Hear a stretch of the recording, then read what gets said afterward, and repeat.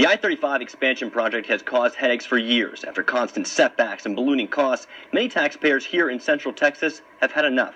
Over the past several weeks, I spoke to TxDOT and local lawmakers looking for answers about why it's taking so long and when it will be done.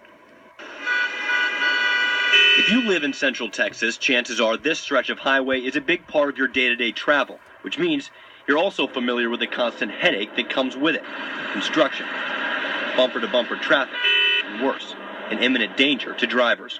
TxDOT started the highway expansion project in 2012 with a promise that it would take 3 years.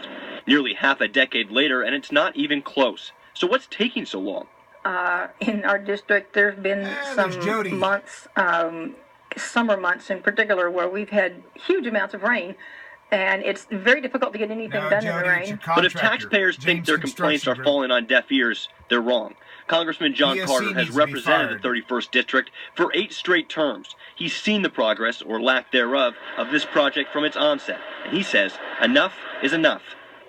You know, my office has been right in their face now for over a year.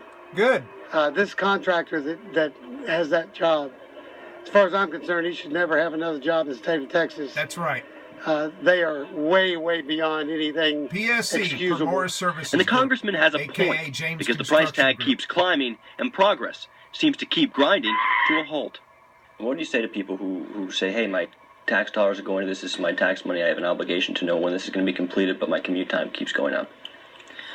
We're doing the best we can with controlling the situation, with limiting the overnight closures. But the project delay has had a deeper impact than just dollars and cents and commuting times. For some small towns along the interstate, construction has all but shut down their economy. Salato's been destroyed, and all of those small businesses down there, many of them are now closed, and the rest of them have taken major economic hits and barely hanging on. It's all done by a public works project that should have been completed on time. Towns like Salato rely on the traffic coming through on I-35 and the money it brings to sustain commerce. But with completion dates continuing to be pushed back, the town has all but crumbled as a result of construction. As of last February, the town reported that 82 of its 127 businesses had been forced to shut their doors over a 3-year period. It's amazing that something like the Stagecoach Inn, that's been around for 100 years, is now closed because of a highway construction project. So for drivers, business owners, travelers, and taxpayers who have had enough of the runaround, when will this nightmare be over? Salado and Belton, both of those we expect to have done by the end of the year, and our goal is to have main lanes open by Thanksgiving.